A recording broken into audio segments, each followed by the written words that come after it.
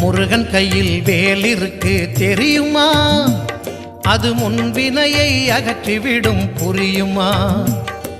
முருகன் கையில் வேல் இருக்கு தெரியுமா?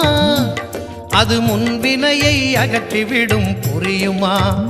வேலை வணங்கி வந்தால் கிடைக்கும் பலன் கொஞ்சமா? தாளை பணிந்து விட்டால் விதியும் நம்மை மிஞ்சுமா? வேலை வணங்கி வந்தால் கிடைக்கும் பலன் கொஞ்சமா? தாளை பணிந்து விட்டால் விதியும் நம்மை மிஞ்சுமா?